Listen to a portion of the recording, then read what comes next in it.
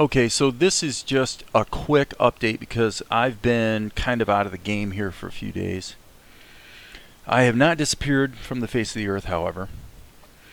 But basically, here's what's going on. As you guys, if you've been following me at all, you know I've been going through this anime and just redoing shots for quite some time.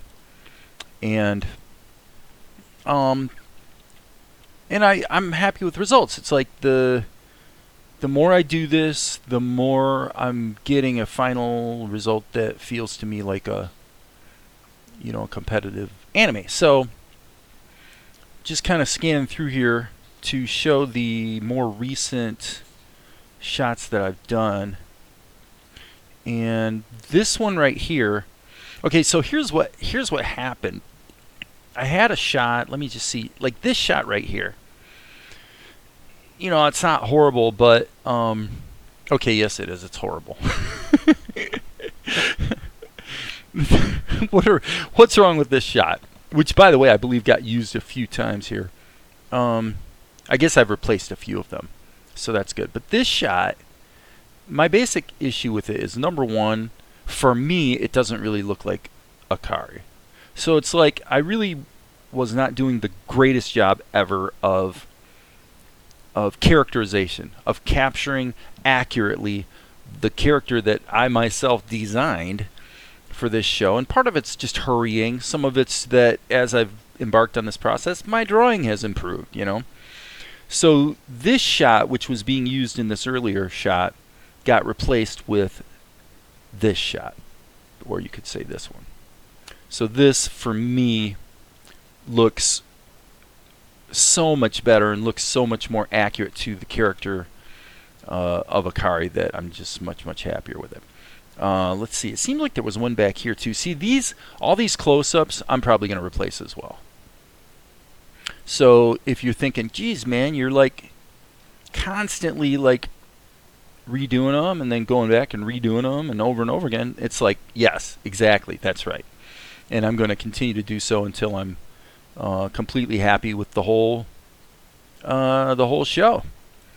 So anyway, yeah, so the way this plays, you just get a feel for it here. Little squint of the eyes. Now, one thing that I want to show you guys, I took a clip from One Punch Man, and honestly what I was going to do, and my beautiful partner Valerie probably is like, dude, you say one thing one day and you change your mind the next day. Because I'm like, you know what? I need to like just pull up pieces of existing animes and just like copy them. Just see if I can completely, perfectly copy them. But as I looked at this shot, what I learned, I just didn't learn that much, honestly. It might be good to reproduce the background image, actually. But as far as this guy's the animation, and forgive me, I can't remember the name of the character. It seems like it's something that starts with an S, but the guy in One Punch Man, do you remember? Oh, it's like I want to say like Saito or something like that. I don't know. I watched the show a long time ago, and I don't really remember his name, but he's not the best one in the world. right. Well, but this show was a very popular show, so for that reason. But here's what I got out of it. First of all, from a character animation standpoint, 1, 2, 3, 1, 2, 3, 1, 2, 3, 1, 2, 3, 1, 2, 3. So unless you're dealing with a really high action fight scene, this is what you see all the time in anime.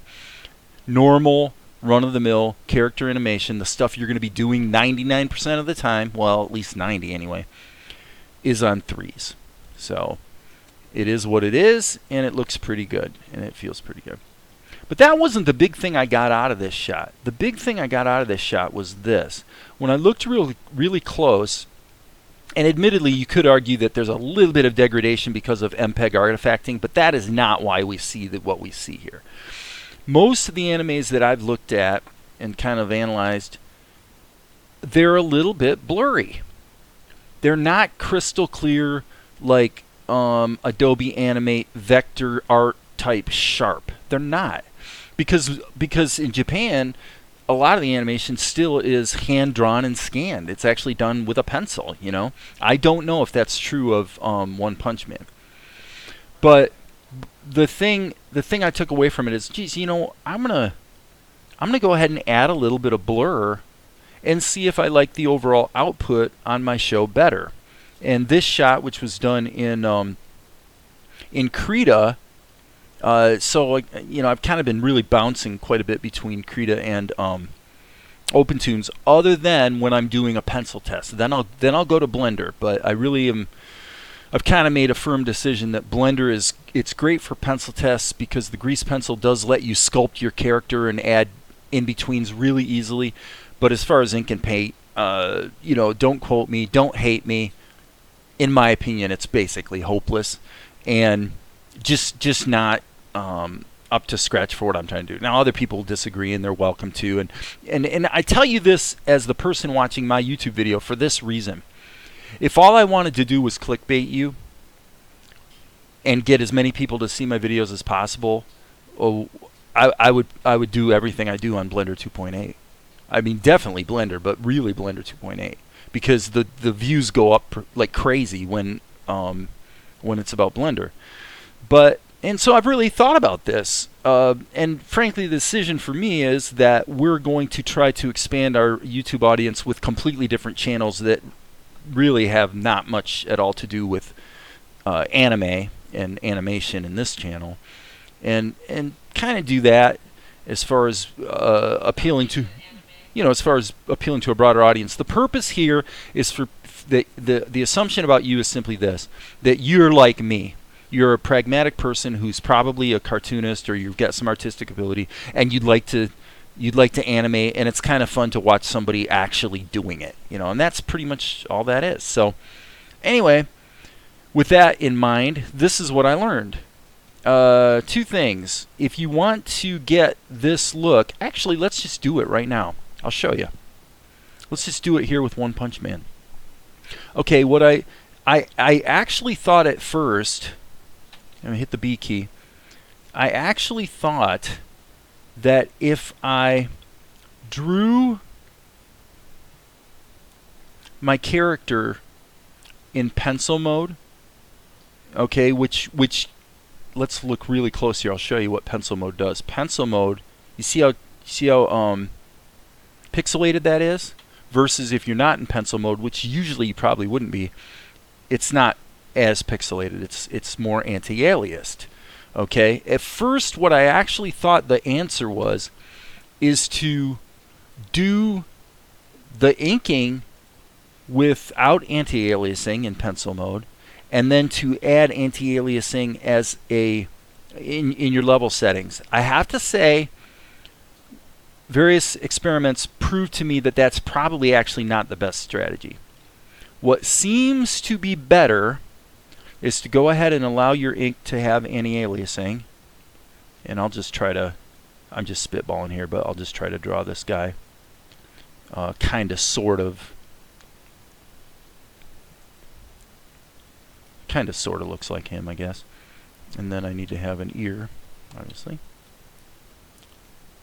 Okay, so that doesn't really quite look like him, but that's okay.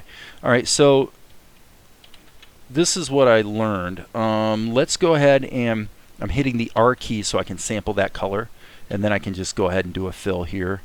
And then let's do R key again. There's the eye color. Boom, boom. Okay, so now you can see when you pull in and pull out, this does not look like the professional anime. And again, you could argue, gee, there might be some artifacting because this was sort of ripped off the internet or whatever. I don't think so. I've looked at quite a few, and especially anime that were done with kind of an old school production approach. Basically they're a little bit soft. And that's true with a lot of things. Like if you're into filmmaking, which I've written and directed 8 movies over the last 10 years, so I kind of know a little bit about that. And oftentimes we actually do the same thing, where we will edit a movie at broadcast HD, which is 1280 by 720 pixels. Okay, so in case you're wondering, that's this 1280. Okay, let's turn the smoothing off. That's obnoxious. 1280 by 720. Whoops.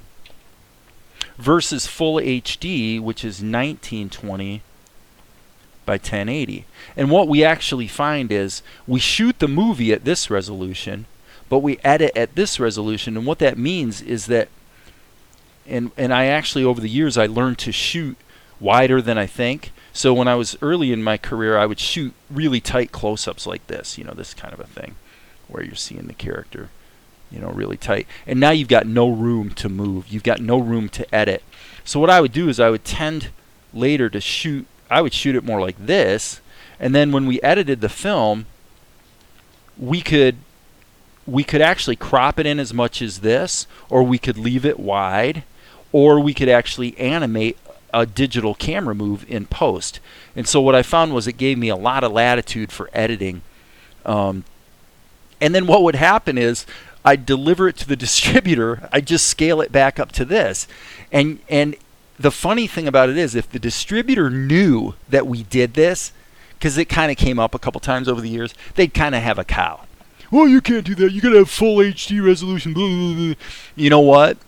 When they didn't know, not one time in 10 years did anyone ever notice or make a comment or anything of the kind. So the two films that were the most successful, which is Healed by Grace 1 and 2, which you can go look that up if you want to on Amazon. They're basically chick flick horse movies. But both of those films were shot in HD and then edited in broadcast HD and then rescaled at the end. So anyway, that brings us back to this topic here. What I found worked the best was this. In your effects schematic in OpenTunes, so what I do here is I hit F3, and then I switch from the stage schematic, which is sort of the structural architecture of your scene, to the effects schematic, which is how you add effects to the scene. So I'm going to add an effect to column 2, and what I found was a basic blur with a setting of only 0.5 was the ticket. And then what happened was when you go to render, this is what you get. I mean, look at that. Now it looks like One Punch Man. Now you could argue, well, maybe it should be 0.3 or 0.4. There's a little bit of latitude there. But basically, the difference between that and that at render. Now there's more to it than just that. And here's, by the way, this is Valerie's looking over my shoulder, so that's why I'm kind of talking to you and her at the same time. But that basically matches the show the best. And then one thing that you also get is very rarely do you see the outlines in an anime that are actually black. They're almost always somewhat colored. And if you look over here in OpenTunes, right about this little tiny piece of the pie, kind of halfway between grayscale and color, and about a third of the way up, tends to be about where we want to be. Now in Krita, I got a similar effect with these settings.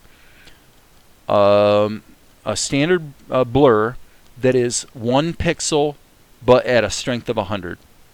So it's kind of cool actually that Krita gives you the ability to set the pixel blur, but then you can also sort of dial in the strength of it. So if I set the strength to 0, even though it's got a 1 pixel blur, well, see, I don't know. Maybe I'm wrong about this. Looks like that didn't make a shred of difference. Let's turn it back off and back on. So anyway, maybe that doesn't matter that much. Yeah, the max is 100. So I don't know. That looks the same to me. So a 1 pixel blur in Krita seemed to give me a similar result to what I was looking for. However, I had this one shot that I didn't really want to re-render. And so in Blender, what I did was I took this, because this shot was done in Krita with the blur added. This shot was not. So what I did was I went here, and in the strip settings, I added an effect strip. Where's the effect strip? Where the heck is it? Oh, it's in the change menu. Okay, so actually what you do is you grab a strip and you hit Shift A. And then you're going to add an effect strip. And I added a Gaussian blur. And the Gaussian blur settings were actually 2 pixels in Blender. Looked about right to me. So the Gaussian blur at 2 pixels looked about the same as the 1 pixel blur in Krita. So that was that. And then this shot, and by the way, this shot was done in Krita as well. And again, this is the one that it used to be this angle right here, which I just don't like at all. And I don't think it even looks like her, so that was really bugging me. So anyway, this is the reimagined version of that shot. And by the way, I guess the final thought today, because my time is just about up here, why does this edit that I'm doing appear to be Blender 2.79 and not Blender 2.8? Because it's Blender 2.79 and not Blender 2.8. And that's really all I'm going to say about that. Fortunately, the video editing, it doesn't, you could make changes to this and save it, open it in Blender 2.8, make more changes, save it, and open it back up in Blender 2.79, and all the edit tweaks carry over from one version to the other. So that's the reason. As many of you guys know, I definitely just am more comfortable with Blender 2.79, and I don't find myself getting like frustrated constantly in Blender 2.79. I know my way around it better. And 2.8, I've had so many experiences, like literally just in the last week, where trying to do basic things in Blender 2.8 has been frustrating enough that that comes back to the reason why, for me, I like it for pencil tests. Basically, that's it. And it's great for that. Once you get into more complex animation situations, or certainly Ink and Paint, it's out the window. Now, the other thing Blender is great for, however, would be if you wanted to do distortion of a character, the way you can do with the plastic tool in OpenToons. That's a piece of cake in Blender, by mapping an image to a plane, subdividing it, and then just distorting it and setting some keyframes. So it's great for that. You can even set up bones very quickly. And obviously doing a 3D camera move, or any 3D. You know, if we're going to wind up getting around to doing this this fan episode of Futurama, which, you know, I'm talking about it with Darren T. I mean, we're both kind of kicking the tires of that project, and I think it might be something fun to work on. Then obviously we're going to have some 3D, and Blender's wonderful for that. So anyway, that's kind of what's been going on, folks.